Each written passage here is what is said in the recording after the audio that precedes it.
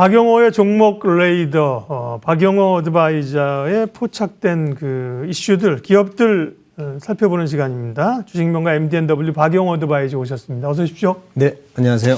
오늘은 무슨 얘기를 할까 하다가 지난주에 엔터주가 급락을 했습니다. 그죠? 네, 맞습니다. 실적은 좋다고 하는데 급락해서 많은 분들이 관심이 있을 거고 많은 분들이 또 투자를 하고 있을 거예요. 네, 엔터 얘기하겠습니다. 일단 실적은 괜찮잖아요. 실적은 사상 최고입니다. 예. 사상 최고인데 시장에서 우려하는 바가 몇 가지가 있어서 네. 사실 주가가 지금 약세를 보이고 있는데 엔터주 같은 경우에는 지금 리스크만 있는 게 아니라 기회도 있거든요. 네. 그래서 우리가 투자 전략을 잘 세워야 되겠다라는 생각이 들고 오늘 또 엔터주에 대해서 말씀드리고 싶은 거는 엔터주들이 사실 이전에 대비해서 상당히 저평가 구간에 들어왔다라는 것.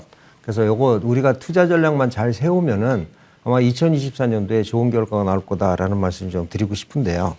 일단 엔터주들의 3분기 실적들을 보면은 제가 이제 준비한 자료는 이제 그 매출액하고 영업이익 추이가 있는데 매출액이 2023년도 밑에 파란색이 하이브거든요. 하이브, JYP 엔터, SM 그리고 YG 엔터 이렇게 그 제가 보여드리고 있는데 매출액이 지속적으로 늘어나게 돼 있어요. 또 영업이익도 한번 보겠습니다. 그래 매출액이 늘어나더라도 영업이익이 줄어들면은 돈을 못 버는 거잖아. 그렇죠. 이런 얘기를 네. 할 수 있는데 영업이익도 지속적으로 지금 늘어나고 있고요. 이 중에서 지금 최근 들어서 보면은 SM하고 하이브가 영업이익이 상당히 늘어나고 있다는 거 눈에 보이실 거예요. 자, 이런 상황에서 또 우리가 이제 음반 판매가 사실 그 제가 데이터를 하나 갖고 올려다가 너무나 많아서 안 갖고 왔는데 이런 엔터사들의 그 매출 비중을 봤을 때는 음반 판매가 가장 높습니다. 보통 30에서 한 40% 정도 되거든요. 그래서 음반 판매가 줄어든다면은 실적 부진의 우려감들이 많은데 요즘에는 뭐 MD라든지 아니면 컨텐츠라든지 이런 것들이 늘어나면서 예전에 엔터사들이 주로 음반에만 치중되었던 이러한 영업이익이 다른 쪽으로 좀 확산되고 있기 때문에 앞으로 음반 매출이 좀 줄어도 다른 쪽의 매출이 공연 매출이라든지 이런 것들이 늘어나면서 좀 커버가 될 수 있다라고 보고 있는데 지금 주요 음반 판매량을 한번 보시면은요 전반적으로 계속 늘어나고 있는 거죠. 지금 일본하고 중국하고 미국하고 대만하고 홍콩이 있는데 조금 우려되는 부분은 중국이 그 약간 그 밝은 파란색인데 전원된 대비해서 이렇게 좀 짧아지고 있죠. 다른 전체적으로 늘어나고 있는데 중국이 좀 줄어들고 있다는 게 좀 문제가 되고 있다는 거고요. 다음에 회사들의 그 실적을 한번 살펴보면은 회사들은 그 전반적으로 좋아지고 있다라고 이제 볼 수가 있습니다. 네.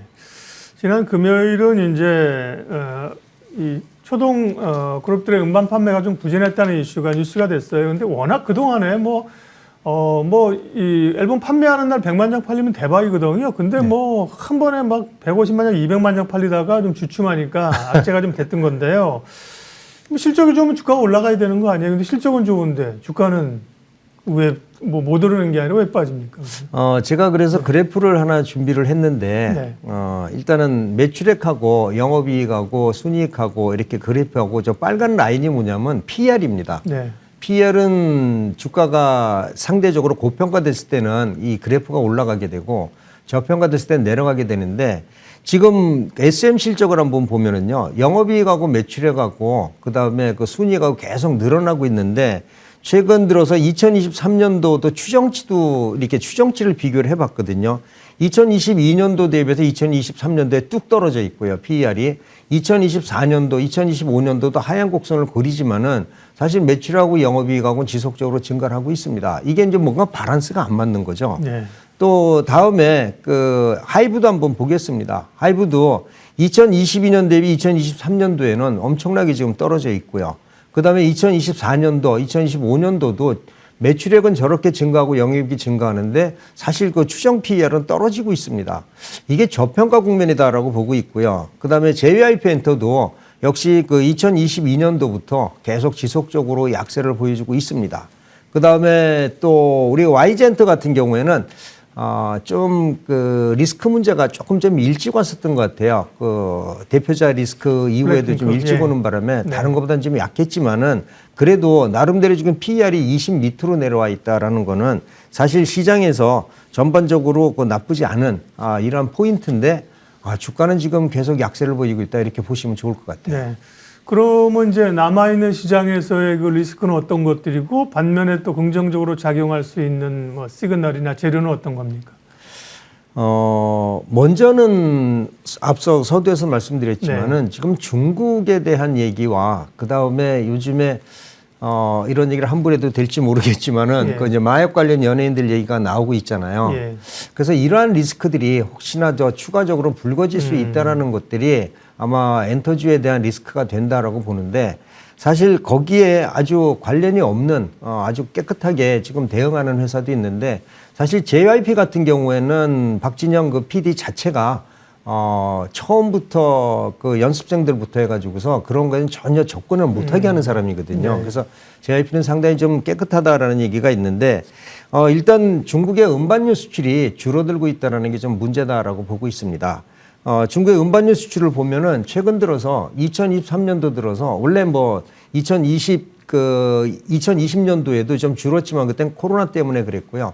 최근 들어서 갑작스럽게 지금 감소를 하고 있는 게 이게 지금 시장에서 바라보는 게 가장 좀 큰 것 같아요. 그 다음에 연예인들 그 리스크 문제하고 그리고 이제 주요 3국의 음반 매출 추이를 봤을 때 일본이 좀 늘어났으면 좋은데 일본이 줄어들지는 않고 있지만은 아직은 좀 안 늘어나고 있는 것 같아요. 그런데 내년에 일본에 대한 기대가 상당히 좀 큽니다. 뭐 뉴진스라든지 정국이라든지 이런 그 기대가 커서 앨범 판매가 늘어날 것으로 보고요.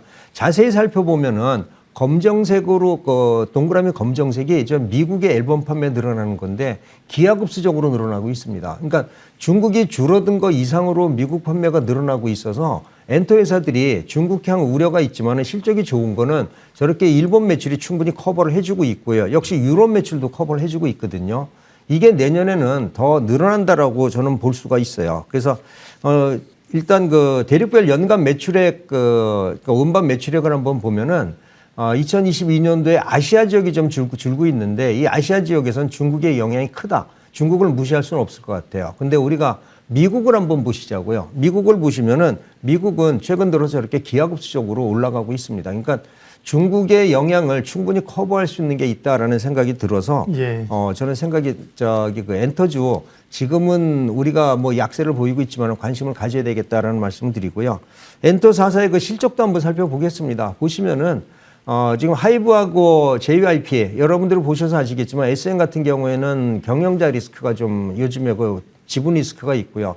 YG엔터 같은 경우에는 뭐 블랙핑크라든지 이런 계약 리스크가 있는데 JYP하고 하이브가 그나마 버티고 있는 거는 역시 견주한 회사들이다라는 생각이거든요. 그래서 저도 봐서는 지금 하이브하고 JYP 엔터가 우리 그 타겟에다가 필요한 종목이 아닐까 이렇게 생각을 하고 있습니다. 네, 하이브와 JYP 엔터.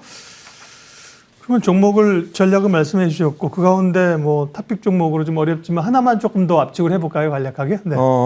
오늘 사실 여기 이제 그 방송을 준비하면서 엔터주들을 다시 한번 검토를 해봤어요. 제가 뉴진스의 그 동영상을 한 20개를 넘게 봤습니다. 근데 잘하더라고요.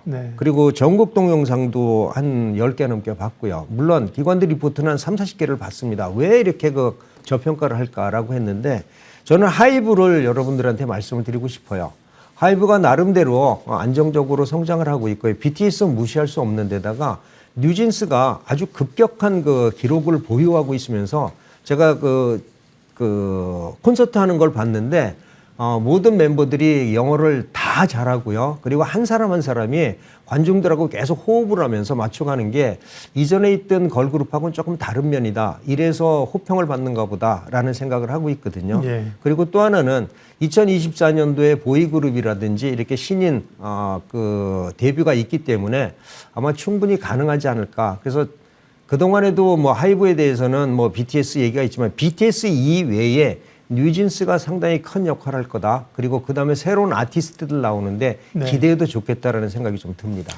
박영호의 종목 레이더 걱정이 좀 있는 우려가 있는 엔터주 이야기를 했습니다. 하이브를 일단 관심종목으로 주셨는데 하이브는 그러면 가격 전략은 어느 정도 잡으면 됩니까? 뭐 일차적으로 오늘도 조금 강세를 보여주고 있는데 저는 네. 급하게 보지는 말자. 네. 그래서 천천히 매수해도 된다라고 보고요. 분할 매수 권해드리겠습니다. 하지만은 반등해주면은 24만 원 정도 1차 목표가 설정해 드리고요. 네. 손절가가 17만 원인데 오히려 저 부분 되면 저는 더 한번 사보겠다라는 생각도 좀 듭니다. 네. 주식망과 NTMW 박영호 어드바이저와 엔터주 얘기했습니다. 고맙습니다. 네.